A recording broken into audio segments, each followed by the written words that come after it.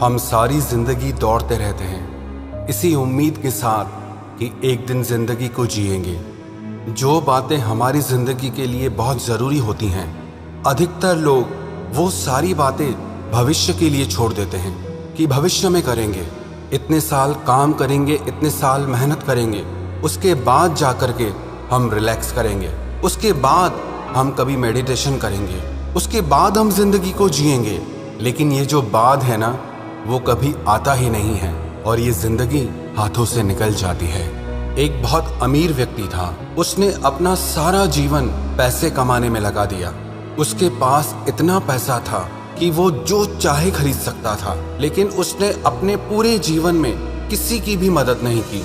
इतना अपार धन होने के बाद भी उसने अपने लिए भी धन का कभी उपयोग नहीं किया, ना कभी अपनी पसंद के कपड़े पहने, ना अच्छा भोजन किया और ना ही अपनी इच्छाओं की, अपने सपनों को पूरा किया।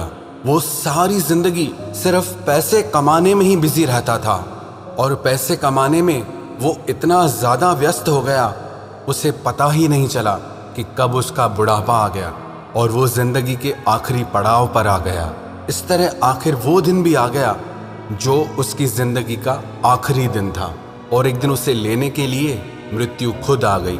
मृत्यु ने उस व्यक्ति से कहा कि तेरा अंतिम समय आ गया है और मैं तुझे अपने साथ ले जाने आई हूँ। मृत्यु की ये बात सुनकर वो आदमी बोला, अरे मैंने तो अभी अपनी जिंदगी को ठीक से जिया भी नहीं है। मैं तो पैसा कमाने में, काम करने में इतना ज़्यादा बिजी हो गया था कि मुझे अपने पैसे का उपयोग करने का समय ही नहीं मिला। लेकिन अब उन पैसों को खर्च करने का मुझे थोड़ा समय चाहिए। लेकिन मृत्यु ने उससे कहा, मैं तुम्हें अब और समय नहीं दे सकती, तुम्हारी जिंदगी का सारा समय समाप्त हो चुका है और अब उन दिनों को बढ़ाया नहीं जा सकता। मृत्यु की इस बात को सुनकर उस आदमी ने कहा, मेरे पास इतना पैसा है, अगर तुम चाहो तो मैं अपना आधा धन तुमको दे सकता हूँ, लेकिन मुझे 1 साल और दे दो जीने के लिए। लेकिन मृत्यु ने कहा, ऐसा संभव ही नहीं है। फिर इस पर उस आदमी ने बोला, अगर तुम चाहो तो मेरा 90% धन मैं तुम्हें दे सकता हूँ, लेकिन मुझे सिर्फ 1 महीने का समय दे दो, जिससे मैं अपनी इच्छाओं को पूरा कर सकूं, अपने सपनों को जी सकूं, जिन कामों को मैंने कल पे टाल रखा था वो सारे काम कर सकूं।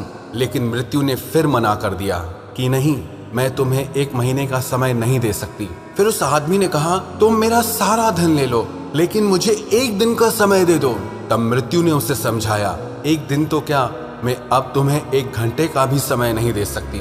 फिर मृत्यु ने उसे समझाते हुए कहा कि तुम अपने समय से धन को तो प्राप्त कर सकते हो, लेकिन धन से समय को कभी प्राप्त नहीं कर सकते।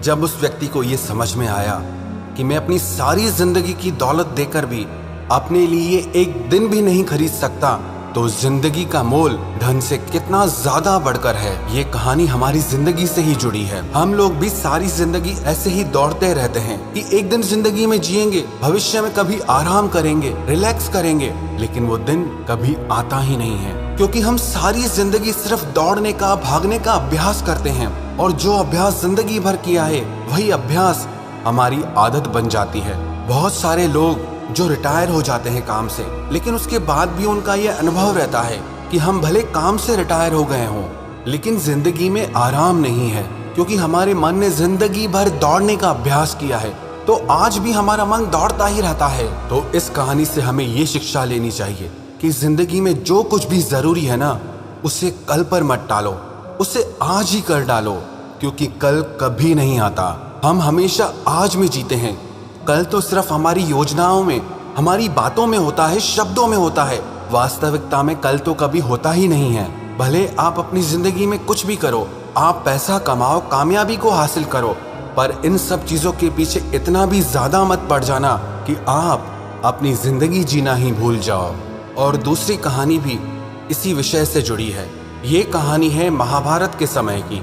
महाराज युधिष्ठिर बहुत बड़े धर्मात्मा थे। जो भी कोई उनके पास कुछ मांगने आता था, वो उसकी इच्छा जरूर पूरी करते थे। एक दिन एक ब्राह्मण अपनी बेटी की शादी के लिए उनसे कुछ आर्थिक सहायता लेने आया, उनसे धन मांगने के लिए आया।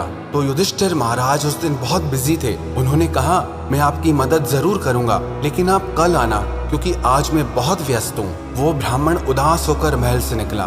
मार्ग में उस ब्राह्मण को भीमसेन मिल गए। भीमसेन ने उस ब्राह्मण से पूछा, तुम इससे उदास होकर क्यों जा रहे हो? क्योंकि जो भी कोई हमारे महल में आता है वो हमेशा खुश होकर ही जाता है। तुम इतने उदास होकर क्यों लौट रहे हो?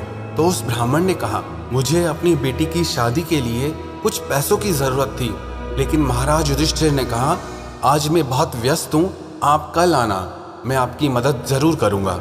भीमसेन ने जब उस ब्राह्मण की बात सुनी तो सारे शहर में ढिंढोरा पिटवा दिया कि मेरे बड़े भ्राता महाराज युधिष्ठिर ने काल पर विजय प्राप्त कर ली है। थोड़ी देर में ये बात महाराज युधिष्ठिर को भी पता चली। उन्होंने भीमसेन को बुलवाकर पूछा कि तुमने सारे शहर में ये कैसा ढिंढोरा पिटवाया है कि मैंने काल पर विजय प्राप्त कर ली है?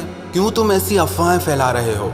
तो भीमसेन ने कहा, आज आपसे एक ब्राह्मण सहायता मांगने के लिए आया था, लेकिन आपने उससे कहा कि कल आना। इसका मतलब आपको पक्का पता है कि आप कल तक जीवित रहेंगे और ये ब्राह्मण भी जीवित रहेगा और कल तक आपके पास राज्य भी रहेगा, धन भी रहेगा। तो मतलब यही निकलता है कि आपने काल पर विजय प्राप्त कर ली है। भीमसेन की इस बात को सुनकर महाराज युधिष्ठिर को अपनी गलती का एहसास हुआ।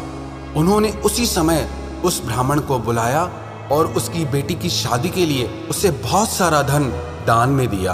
बात तो छोटी सी है, लेकिन इसमें शिक्षा बहुत बड़ी छुपी हुई है कि जिंदगी के जो भी जरूरी काम हैं उन्हें हमें कल पर कभी नहीं टालना चाहिए। और मैंने अपनी जिंदगी में ये हमेशा देखा है, जो लोग ये कहते हैं कि हम इस काम को कल से करेंगे, वो लोग उस काम को कभी नहीं करते, उनका कल कभी नहीं आता। लेकिन जो लोग ये ठान लेते हैं कि हम इस काम को आज से ही शुरू करेंगे, अब से ही शुरू करेंगे, वही लोग जिंदगी में कुछ हासिल कर पाते हैं, वही लोग हर कार्य में सफल हो पाते हैं।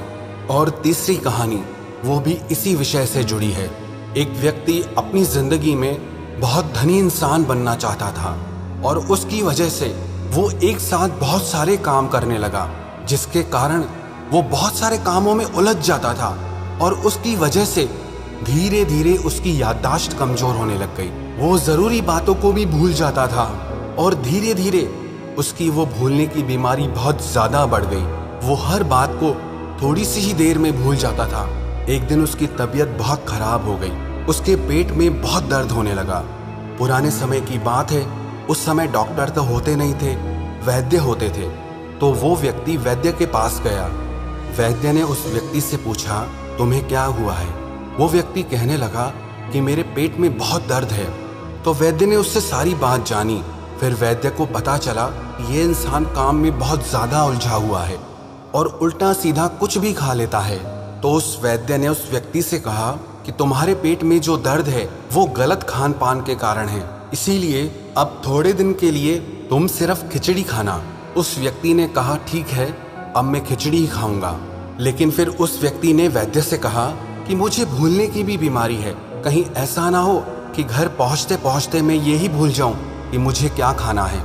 तो वैद्य ने उससे कहा, आप बिल्कुल भी चिंता मत करो, आप यहाँ से लेकर के अपने घर तक खिचड़ी खिचड़ी बोलते जाओ, जिससे ये नाम आपको भूलेगा नहीं। उस व्यक्ति ने कहा, ये आइडिया सही है, मैं पूरे मार्ग में खिचड़ी खिचड़ी बोलता हुआ जाऊंगा। अब उसे भूलने की आदत तो थी ही, अब खिचड़ी की जगह वो खाचड़ी हो गया।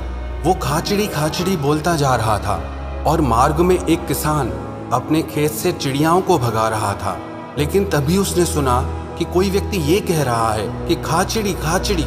उसकी इस बात को सुनकर किसान को बहुत गुस्सा आया। किसान ने उस व्यक्ति को डांटते हुए कहा कि ये तुम क्या कह रहे हो? उस व्यक्ति ने कहा, मैं कह रहा हूँ खाचड़ी। तो किसान ने कहा, तुम्हें जरा भी अकल नहीं है, तुम देख नहीं रहे मैं अपने खेत से चिड़ियाओं को भगा रहा हूँ और तुम उन्हें खाने के लिए बुला रहे हो। तो वो व्यक्ति बोला, मुझे तो वैद्य ने कहा है, किसान ने कहा, किसी ने भी कहा हो, लेकिन अब तुम खाचड़ी नहीं बोलोगे। उस व्यक्ति ने पूछा, फिर मुझे क्या कहना चाहिए? तो किसान ने बोला, अब तुम ऐसा बोलो, उड़ चिड़ी उड़ चिड़ी। इसे सुनकर सारी चिड़ियाएं भाग जाएंगी। उस व्यक्ति ने कहा, ठीक है। अब वो उड़ चिड़ी कहने लगा। वो थोड़ा ही आगे चला था कि मार्ग में एक शिकारी चिड़ियाओं को फंसा रहा था। जब उसने ये सुना कि ये व्यक्ति उड़ चिड़ी कह रहा है, तब उसे बहुत गुस्सा आया और उस शिकारी ने इस व्यक्ति को जोर से एक थप्पड़ मारी और उसे डांटने लगा कि ये तुम क्या कह रहे हो? मैं यहाँ इतनी मुश्किल से चिड़ियाओं को फंसा रहा हूँ और तुम कह रहे हो उड़ चिड़ी। उस व्यक्ति ने कहा, मैं क्या करूँ, मुझे वैद्य ने कहा है। तो उस व्यक्ति ने कहा, किसी ने भी कहा हो, लेकिन अब तुम ये मत कहना। फिर उस व्यक्ति ने पूछा कि मैं अब क्या कहूँ। तो उस व्यक्ति ने कहा, अब तुम ये कहना कि आते जाओ और पिंजरे में फंसते जाओ। फिर वो व्यक्ति यही बोलने लगा, आते जाओ और पिंजरे में फंसते जाओ।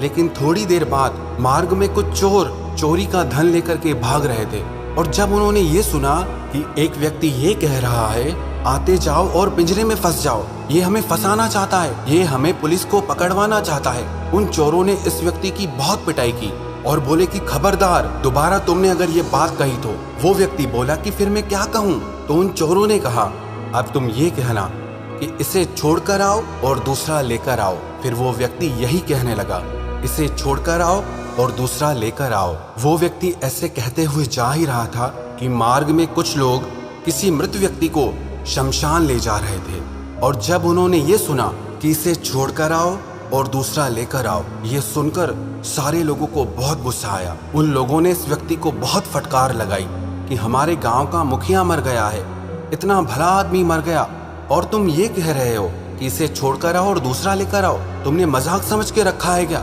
हमारे यहाँ पे कोई मर गया है और तुम ऐसी मनहूस बातें कर रहे हो। तो उस व्यक्ति ने कहा, तुम ही बताओ मैं क्या कहूँ। तो उन सारे पंचायत के लोगों ने कहा, अब तुम ये कहना कि ऐसा किसी के भी साथ ना हो। अब वो व्यक्ति यही कहने लगा कि ऐसा किसी के भी साथ ना हो। वो थोड़ा ही आगे चला था कि मार्ग में किसी की बारात गुजर रही थी, और जब लोगों ने ये सुना कि ऐसा किसी के भी साथ ना हो, तो उन सब लोगों ने इसे बहुत डांटा।